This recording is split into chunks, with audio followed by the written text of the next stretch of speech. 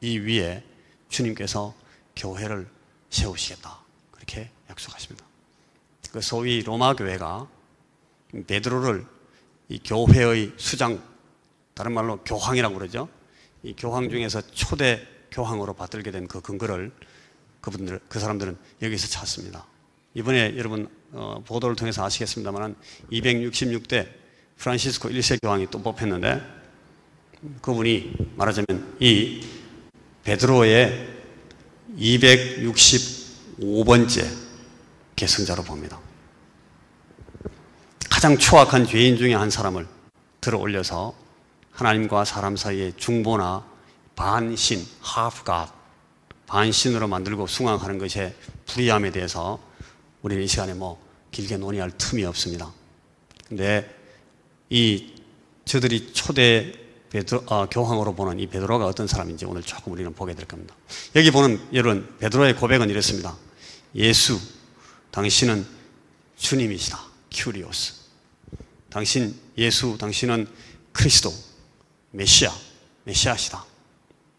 예수, 당신은 하나님의 아들, 위시오스 데우, the son of God이다.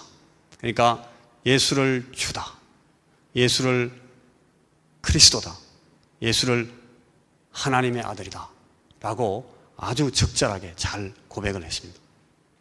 그런데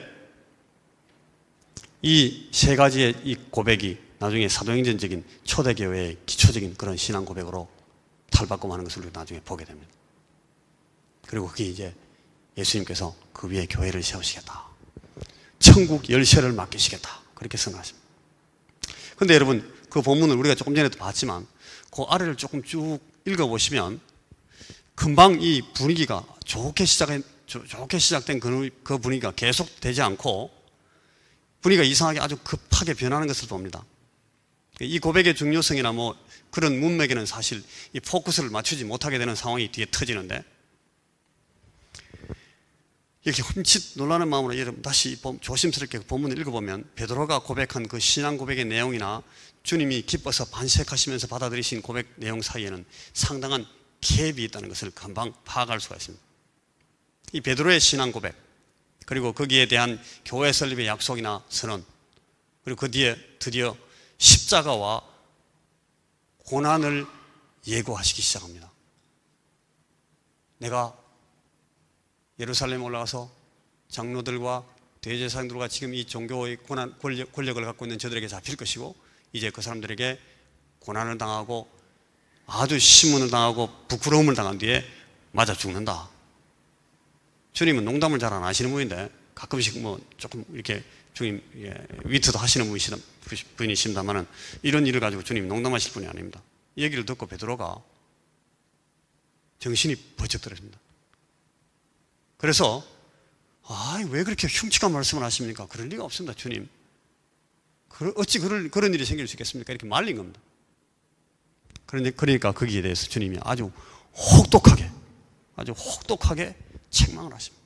사탄아, 내 뒤로 물러가라. 여러분, 베드로가 이게 얼마나 무안했겠습니까? 혼자 있는 자리도 아니고 동료 제자들, 후배 동생들도 있고 동네 사람들 다 보는 앞에서 이 주님이 베드로를 보고 막 사탄이라고 마귀 새끼라고 확 야단을 치시는 겁니다. 아주 베드로가 난처해졌습니다. 그런데 거기에 곧바로 주님은 24절 보니까 자기를 부인하는 것, 자기 십자가를 지는 것, 이런 말씀으로 그 상황을 금방 진행시켜 나가는 겁니다. 이 자기를 부인한다, 자기 십자가를 진다 라는 것은 성경의 다른 부분이 말하는 그 제자도 바로 그겁니다.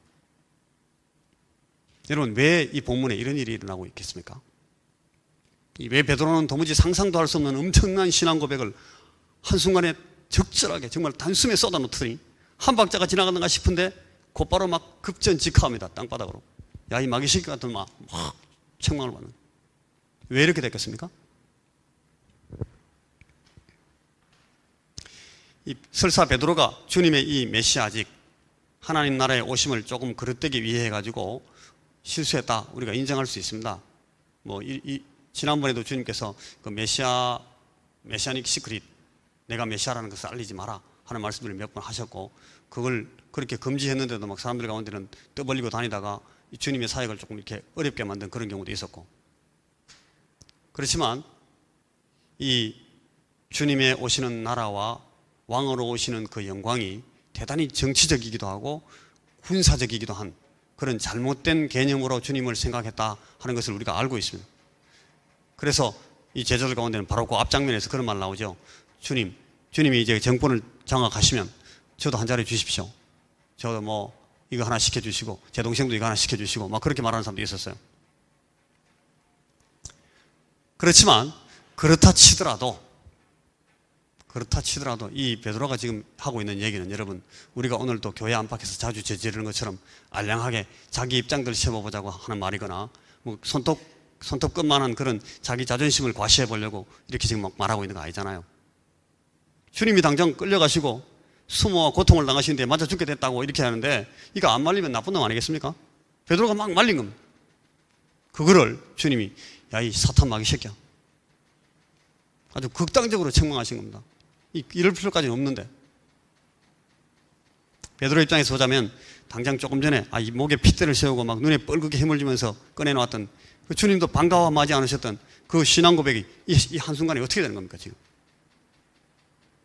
이제 부름을 받고 주님의 제자가 되어서 하나님의 소중한 일들을 수종 들겠다고 헌신하고 따라 나선 이 베드로의 마음, 이 사람의 이 디그니티가, 이 자의식이 지금 어떻게 되겠습니까? 이 사실을 아주 정확하게 한번 추적해 보는 것이 오늘 우리가 볼 메시지입니다. 이 사순절 기간 중에 우리가 이제 고난주간으로 다가서면서 우리 모두가 점검해 볼 우리 신앙의 한 가지 급소를, 신앙의 한 급소를 오늘 한번 드러내 보려고 합니다. 자, 누가복음 22장 31절을 잠시 또 보겠습니다. 누가복음 22장 31절에서 34절 사이의 말씀을 여러분 보시면 이렇게 나옵니다. 시몬아 시몬아 보라, 사단이 밀 까부러듯 하려고 너희를 청구하였으나 그러나 내가 너를 위하여 네 믿음이 떨어지지 않기를 기도하였노니 너는 돌이킨 후에 네 형제를 굳게 하라. 제가 말하되 주여 내가 주와 함께 오게도 죽는데도 가기를 준비하였나이다. 이 베드로가 지금 바로 이 장면에서 지금 하고 있는 얘기들입니다.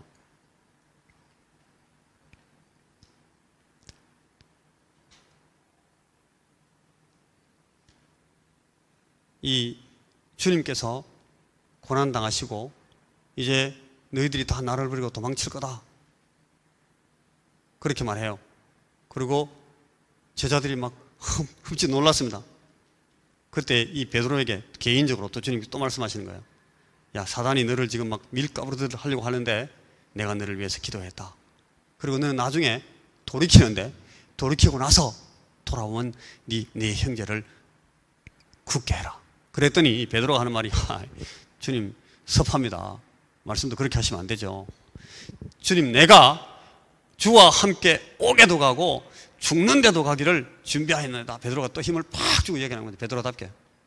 이걸 마태는 아주 이렇게 정확하게 써놨습니다. 마태복음 26장 33절에 가면 베드로가 대답하여 가로되 다 주를 버릴지라도, 딴 애들 다 도망치든지 튀든지 숨는지 난 잘 모르겠지만 이 베드로가 확실히 좀 오바를 하고 있어요. 지금 자기의 진심을 너무 강조하다 보면 항상 다른 형제들을 비교하면서 물고 들어가는데 이 베드로가 실수했습니다. 나는 다 튈지라도 나만은 언제든지 언제까지나 주님을 버리지 않습니다. 예수께서 가라사대 내가 진실로 진실로 네게 이르노니 오늘 밤 닭 울기 전에 네가 3번 나를 부인하리라. 베드로가 가로되 또 말합니다. 리컨퍼메이션입니다. 내가 주와 함께 죽을지언정 주를 부인하지 않겠습니다 하고 모든 제자도 이와 같이 말했습니다. 베드로 당신만 제자냐?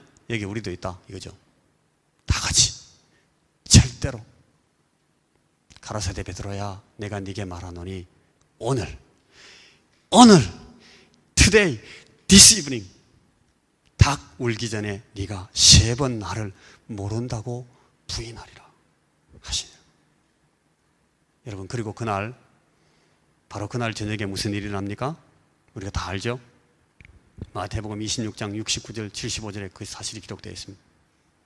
베드로가 3번 아주 보기 좋게 그 대제사장의 그 코트 안에 있는 그 비자들 앞에서, 여종들 앞에서 나 주님 모른다고. 나 저 사람 몰라. 야, 목숨을 걸고 내가 맹세하는데 나 저 사람 모른다고. 여러분, 거기에 닭이 웁니다. 닭 기억하시죠? 닭. 여기 서양에 가면요, 불란서 같은데 혹은 그 영국에도 그런데 개혁 교회들 그 교회 첨탑 꼭대기 위에 보면 항상 우리는 한국에는 보면 십자가를 이렇게 달아놓는데 이 사람들 거기다가 십자가 위에다 닭 모양을 딱 그려놨습니다. 뭔지 아십니까 이게? 그게 이 닭입니다. 닭.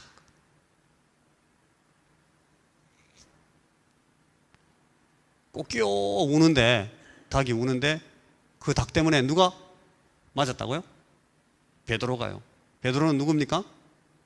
로마 교황 중에 1대 교황입니다. 그러니까 개혁교회가 교회를 개혁하면서 이 닭을 가지고 베드로를 갖다가 아주 막 그냥 고문하는 겁니다.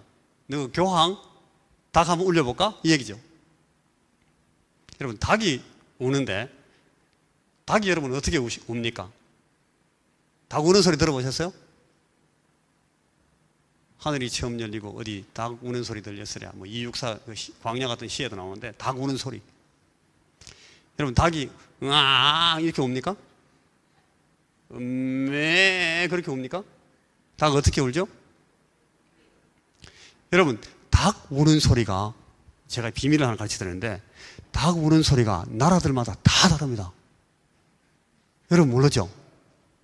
닭 소리가요, 나라들마다 달라요. 민족들마다. 이상해. 제가 그걸 상당히 기간이 지나고 나서 사역지에서 알아냈어요. 여러분, 이것 때문에 제가 어떤 잡지에 글 쓴 적도 있어요. 여러분, 우리나라 닭은 닭 우는 소리 표준말이, 표준 우는 소리가 어떻게 하면 꼬끼요 옵니다. 꼬끼요 그렇게 옵니다. 그렇죠?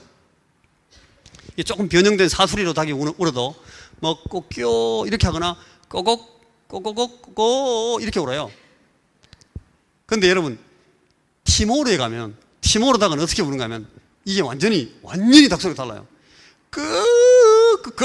이렇게 옵니다. 닭이. 조금 변형된 사투리 닭 우는 소리 들어봐도 이렇게 옵니다. 닭이. 닭 소리가 다 나라들마다 달라요. 아프리카 닭은 또 다르게 옵니다. 근데 여러분, 닭 소리가 다른 거 말고 이게 하나 중요한 점이 이겁니다. 어느 나라 닭이든 저녁에는 안 옵니다. 여러분 잘 모르시죠? 저녁에 가끔씩 이 달이 너무 달 밝은 밤에 좀 정신 나간 닭들이 우는 닭들도 있어요.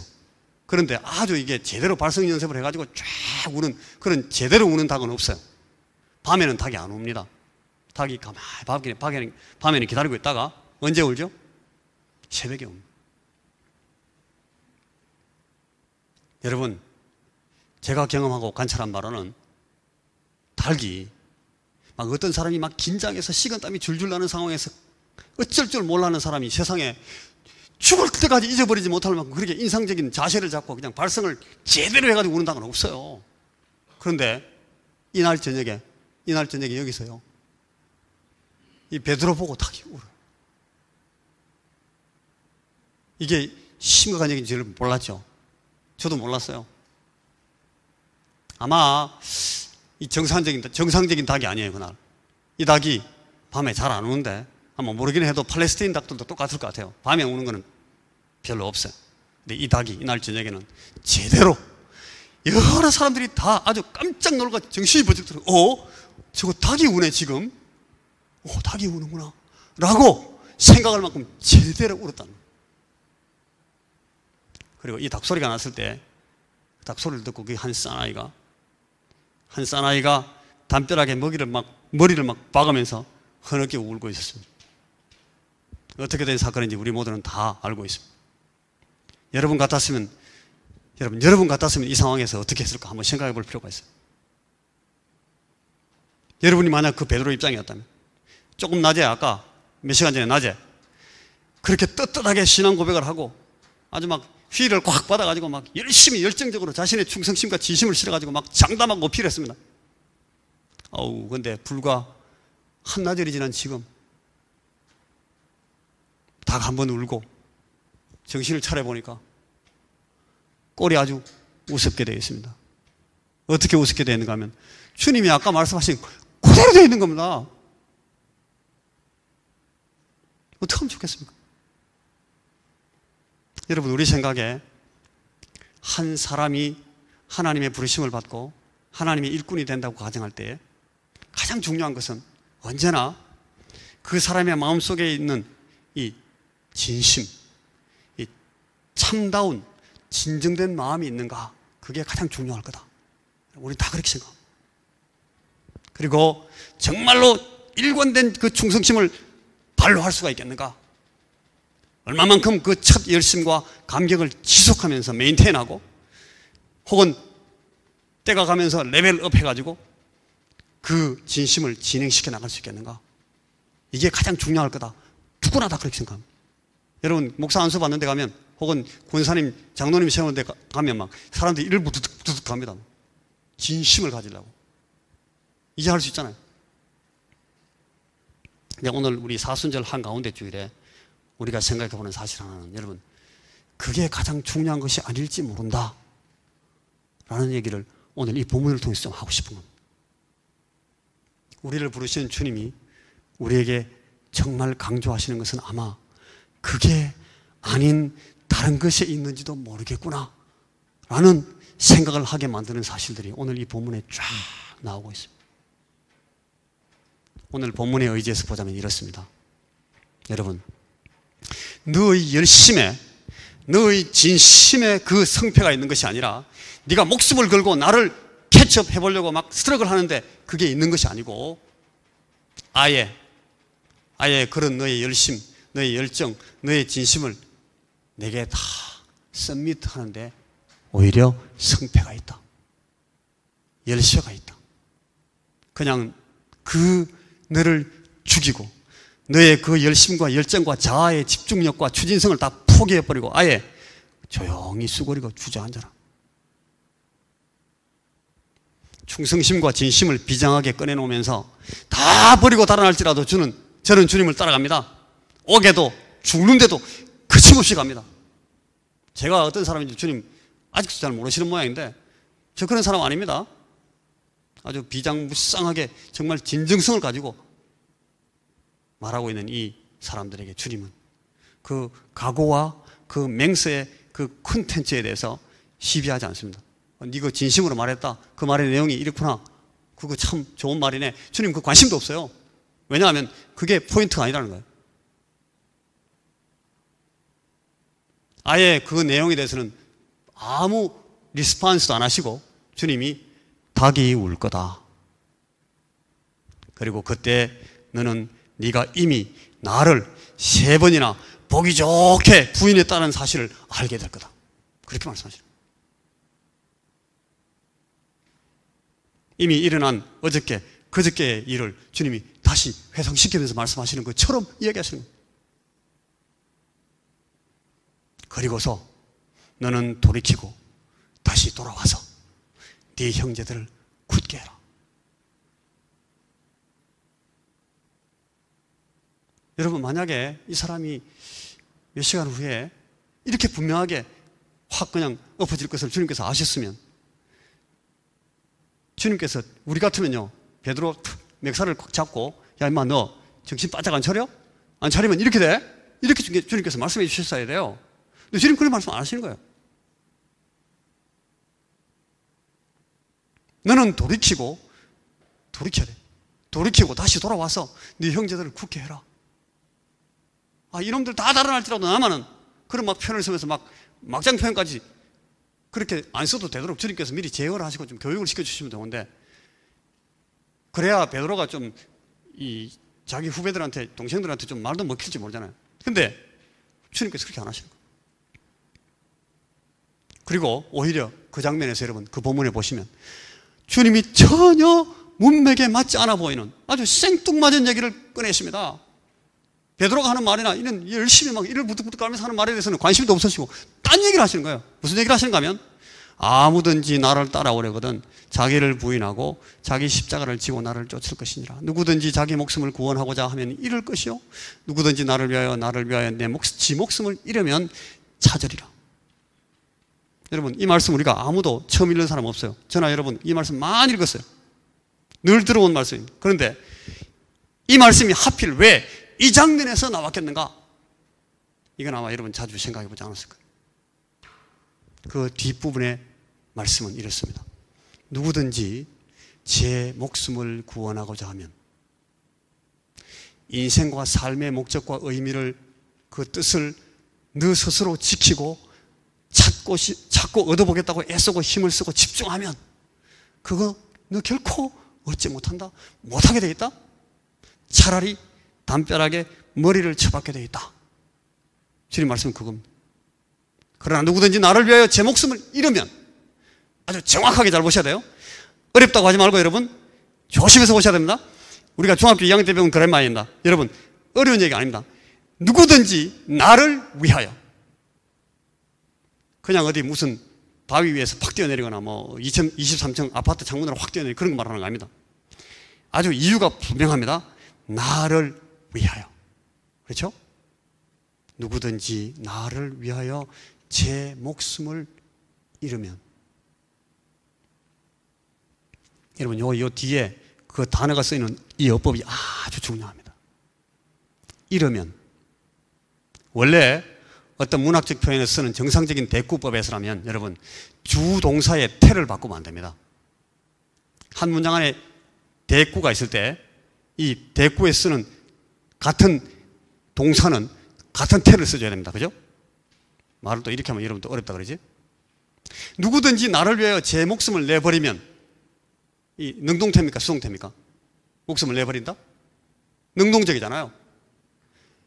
누구든지 구원코자 하지 않고 포기하면 능동형입니다. 그런데 그게 일관성 있게 표현되어서 뒷대구에 안 나오고 제 목숨을 잃으면 이렇게 되어 있습니다. 이건 수동태입니다. 죽임을 당해버리면 이겁니다. 아까는 죽으면, 이번에는 죽임 당해버리면, 사실은 대꾸가 되지 못해요. 능동적으로 자기를 구원코자 하면 잃고, 수동적으로 자기 목숨을 빼앗기고 말면 찾는다. 이렇게 되어 있습니다. 제 목숨을 빼앗기고 말면 참다운 인생과 삶의 가치를 찾게 될 것이다. 여러분 잘 보셔야 됩니다. 여러분, 그러니까 십자가라는 것은, 제자의 길, 제자도라는 것은 결코 뭐가 아니다? 능동태가 아니다. 그러니까 본질적으로 능동태 십자가는 딱 한 번밖에 없습니다. 주님의 십자가. 그리고 그 이외에는 누구든지, 여러분 성경에 있는 사도 바울까지 다 포함해서 누구든지 다 수동태 십자가로 나갑니다. 이게 제자도라는 것이 아주 중요한 하나의 국면입니다. 26절에 사람이 만일 온 천하를 얻고도 제 목숨을 잃으면 무엇이 유익하리요? 사람이 무엇을 주고 제 목숨을 바꾸겠느냐? 여기서도 여러분, 천하는 얻고 목숨은 잃어요. 사실 하나님의 말씀의 정확성은 언어학적으로, 문법적으로 봐도 무시무시합니다. 이 구절 문맥을 오늘 맥락에서 여러분, 요 뒷구절을 여러분 집에 가서 한번 묵상해 보시죠. 이게 숙제입니다. 자, 다시 그럼 흐름을 다시 잡아서 이제 말씀을 맺어봅니다. 여러분, 지난 세기에, 20세기에 가장 악랄한 조직을 가지고 가장 무서운 전쟁을 수행했던 군대가 어떤 군대였다고 생각하십니까, 여러분? 20세기에 있었던 군대 중에 역사적으로.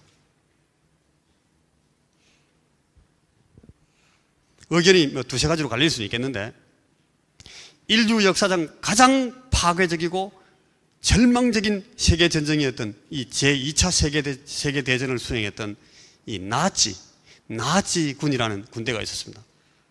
그런데 이 나치가 그들의 이 높은 고급 장교들, 하이 오피서들을 선발하는 기준에 이런 게 있었어요.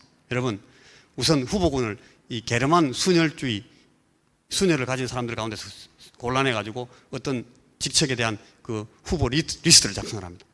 그리고 거기에 두 두 가지의 카테고리를 가지고 네 가지의 범위를 구분해서 사람을 셀렉트합니다. 여러분 그걸 어떻게 보는지 한번 보시죠.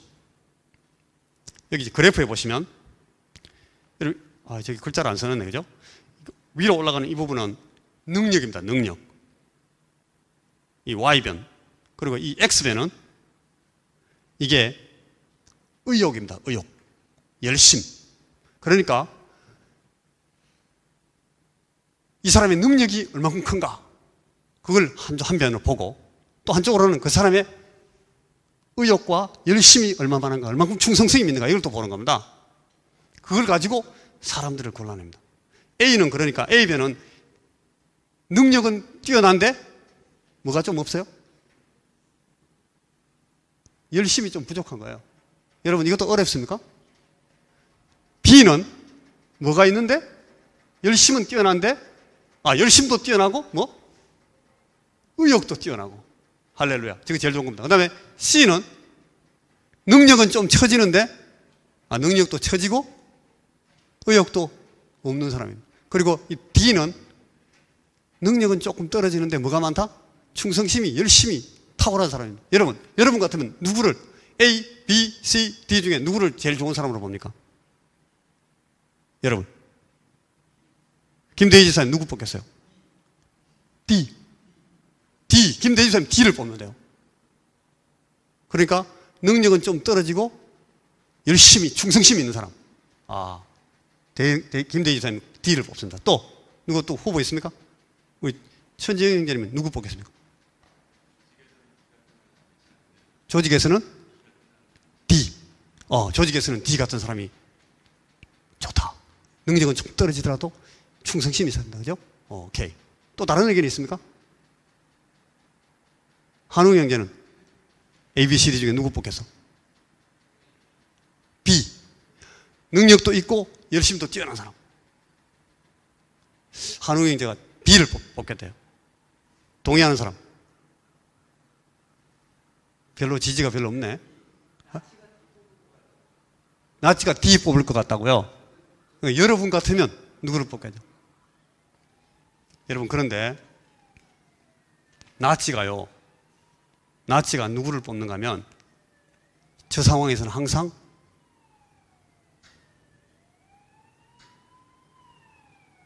누구를 뽑는가 하면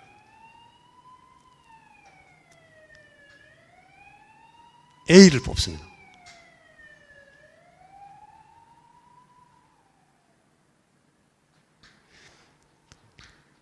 아주 가장 곤란한 사람이 누군가 하면 의욕은 있는데 능력이 없는 사람. 열심은 있는데 능력이 떨어지는 사람이 가장 이 나치 조직에서는 곤란한 사람으로 봤습니다. 우리하고 좀 다른 거예요, 우리가. 그리고 가장 최선의 선발감은 항상 의욕은 없는데 능력이 탁월한 사람. 항상 나치는 그런 사람들을 뽑았습니다. 왜냐하면 이 의욕은 이 나치의 정신으로 얼마든지 개조할 수 있다고 생각했습니다. 나치의 순혈주의 정신이나 그 나치의 사상이나 이 선동력을 가지고 얼마든지 사람을 갖다가 확 바꿔놓을 수 있다고 자기들이 생각했어요. 근데 이 능력은 금방 안 키워지는 거예요. 그래서 항상 나치들은 A를 선택했습니다. 여러분, 아주 가장 곤란한 사람이 누군가 하면 가장 곤란한 사람은 의욕은 있는데 열심도 있고 충성심도 있는데 능력이 없는 사람입니다. 맨날 사고칩니다, 이 사람은. 작전에서 맨날 엉터리 있는 사고를 치는 겁니다. 그래서 이런 사람을 절대로 고급 장교로 뽑지 않았다. 여러분, 이게 우리한테 굉장히 중요한 하나의 사실을 시사해주고 있어요. 여러분, 우리가 하나님 앞에서 때때로 너무 의욕 충만, 너무 능력 충만하지 않은지 한번 봐야 됩니다. 제가 말하고 싶은 거는 나치 같은 이 그래프가 아니고 이 두 가지를 같이 보자는 거예요. 교회는 여러분 성공의 경쟁 시대가 아닙니다. 교회 와서 그렇게 하면 정말 곤란합니다. 교회 안에서 능력으로 성공했다는 사람들이 여기저기서 막 막 벌떡벌떡 일어나는 바람에 말없이 묻혀서 겸손히 섬기고 있는 사람들, 그런 사람들이 다 바보가 된다면 이건 아닙니다. 그러면 만약 그게 사실이면 이 예수님의 모습은 정말 실패자가 되고, 여러분 십자가, 오늘 사수절인데 이 십자가는 가장 실패한 인간의 심볼입니다. 능력을 발휘하고 능력을 구사하고 그 결과를 찾아내는 그런 측면에서 말하면 십자가는 아주 멍청한 것이고, 이 바울이 우리에게 늘 가르치고 요구했던 그 모습은 세상에서 가장 멍청한 것입니다. 그래서 이제 여러분 다시 한번 본문으로 돌아가서 이제 그 통곡 이후에 베드로를 한번 잠시 봅시다. 결국 주님은 잡히시고 고통과 고난을 당하시고 맞아 죽으셨습니다. 주님이 말씀하신 그대로 됐습니다. 그리고 제자들은 다 흩어져서 도망치고 숨고 튀었습니다. 서글프지만 베드로도 같이 튀었습니다. 오게도 못 갔고 죽는 자리에는 더욱이 접근도 못했습니다. 주님이 하신 말씀 그대로. 베드로가 베드로를 안 것이 아니고 주님이 베드로를 알고 계셨다 하는 것이 너무나 처절하게 입증되고 말았습니다. 그리고 십자가에 달리신 주님이 무덤에 들어가시고 사흘 후에는 주님의 부활이 일어났습니다. 하나님이 죽어 있는 예수를 일으키셨습니다. 그리고 나서 이제 도성을 빠져나와가지고 여기저기 어디 뭐 우리나라 말로 하면 서울에서 빠져나와서 소양강 댐이나 어디 홍천 골짜기나 대부도 앞바다 같은 데 그런 데 가 있었습니다. 제자들이 웅성웅성거리고 모여있는데 거기 주님이 찾아오십니다. 그게 요한복음 21장에 나옵니다. 여러분 요한복음 21장에 가면 거기 15절, 16절, 17절에 오늘 말씀을 제가 마지막으로 읽어드릴 텐데, 여러분 이 요한복음 21장은 베드로를 다시 찾아오셔가지고 주님이 이 베드로에게 내 양을 먹이라고, 내 양을 치라고 다시 한번 이 베드로를 회복시키시고 베드로의 그 목자직을 새로 다시 회복시켜 주시는 그런 장면입니다. 거기에 주님께서 세 번 베드로에게 묻습니다. 거기는 다시 베드로에게 그의 진심과 충정과 열심을 보일 기회를 주어서 묻고 계신 주님이 나오는데, 거기 베드로가 대답하고 있습니다. 베드로 위에 다른 제자들은 아무도 호명하지 않습니다.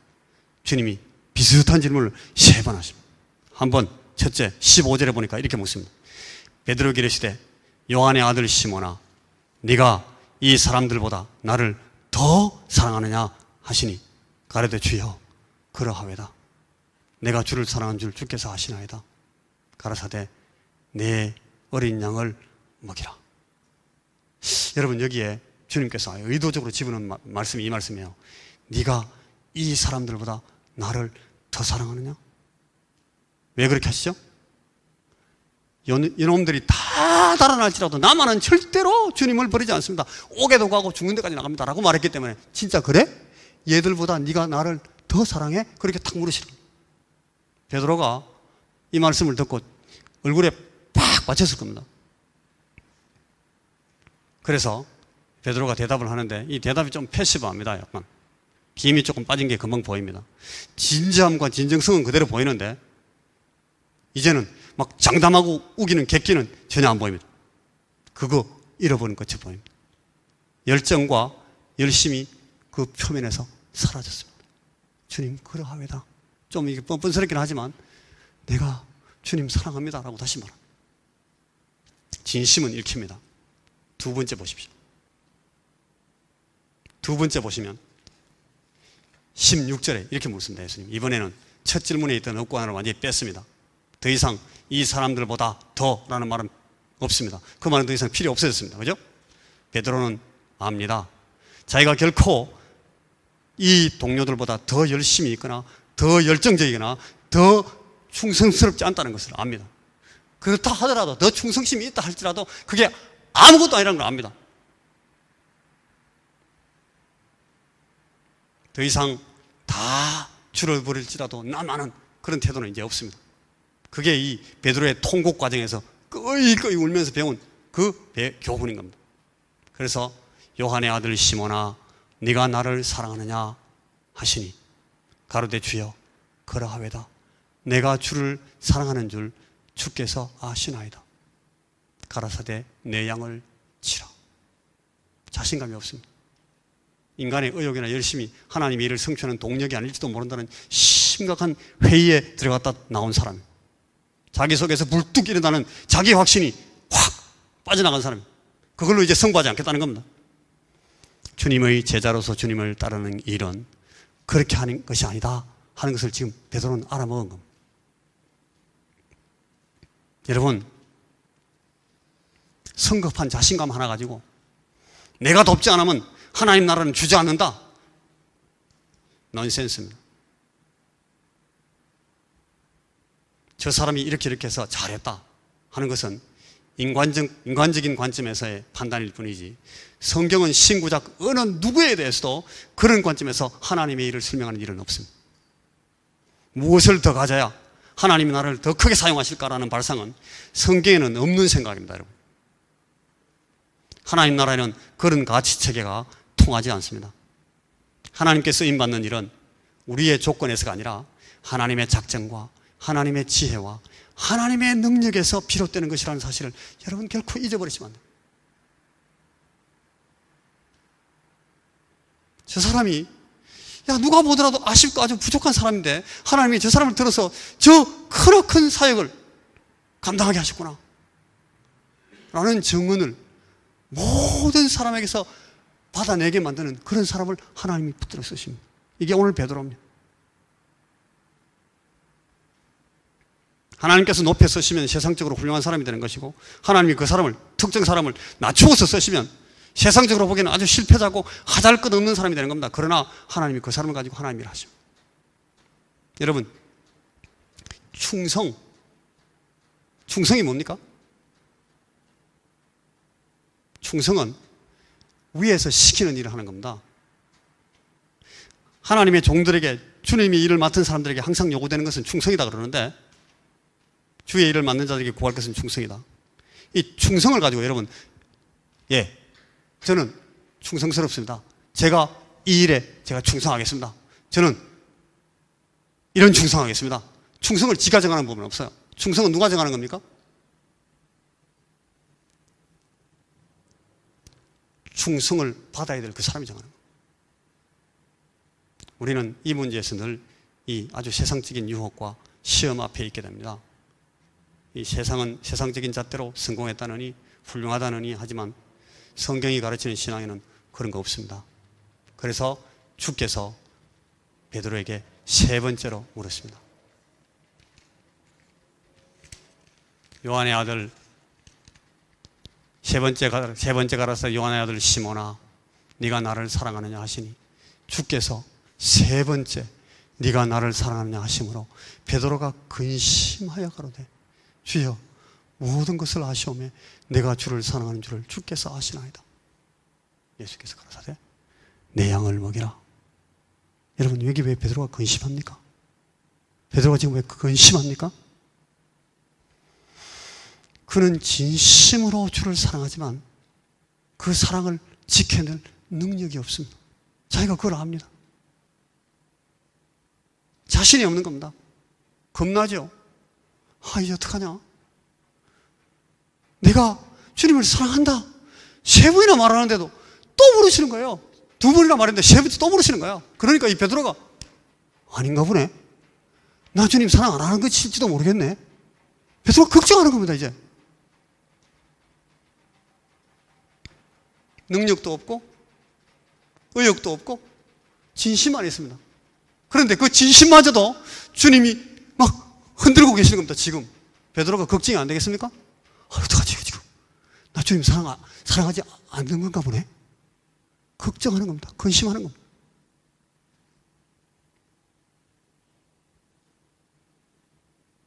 거기서 무슨 일이 일어납니까, 여러분? 그런 베드로로부터 주님은 그 사랑의 고백을 받으시고 그의 입장과 태도를 회복시키시고 드디어 이제 그를 발탁하십니다.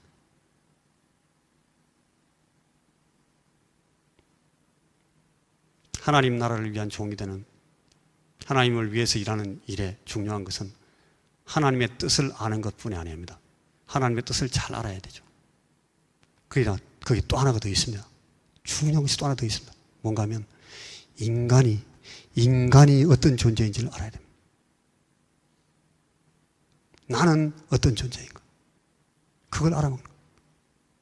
인간 현실에 대한 진정한 이해가 없으면 우리는, 저와 여러분은 그저 막 소리만 지르는, 깃발만 지켜드는 그런 일꾼, 그런 사역자, 그런 하나님의 종이 될 뿐입니다. 인간은 연약합니다. 여러분들이 생각하는 것보다 더 연약합니다. 제가 이해한 것보다 더 연약합니다. 무기력합니다. 너무너무 인간들은 스스로 자기에게 속습니다. 그래서 열정이 전부가 아닌 겁니다. 그래서 진심이 다가 아닌 겁니다. 본문은 왜 신앙 고백에서 시작해서 자기 십자가라는 말로 빠지고 있는가? 자기를 부인하고 자기 십자가를 지라는 주님의 말씀이 왜 여기 붙어 있는가? 하나님의 종은 헌신, 열정, 진정, 진심을 근거로 존재하는 것이 아닙니다. 그가 맡은 그 소중한 역할 때문에, 그가 맡는 그 역할 때문에 가치를 갖는 것도 아닙니다. 하나님의 종, 이 이름이 갖는 그 자의식, 그 정체성의 이 본질이라는 것은 바로 자기 부인이라는 겁니다. 그게 오늘 이 말씀이 우리 가르치시는 그 핵심입니다. 자기 십자가를 지지 않으면 아무도 내 제자가 되지 못한다. 자기를 죽이라는 겁니다. 너 자신이 없어지라는 겁니다. 십자가에 못 박으라는 겁니다. 죽으라는 겁니다. 여러분, 십자가는 대충 그냥 무거운 거 짊어지는 걸 말하는 거 아니고 죽는 겁니다. 십자가는 딴 거 아니고, 십자가라는 말은 성경에서 전부 죽는 걸 말합니다. 네가 죽어라. 그래야 제자가 된다. 하나님, 저는 무익합니다. 무력합니다. 저는 나를 피웁니다. 제가 있는 것만큼 손해고 제가 용을 쓰는 것만큼 파괴합니다. 그저 저를 십자가에 못 박겠습니다. 저를 그냥 내려놓겠습니다. 주님이 저를 대신 살아주십시오. 주께서 제 손과 발을 만드시고 붙잡으시고 이끄시고 내 인생을 채워주십시오.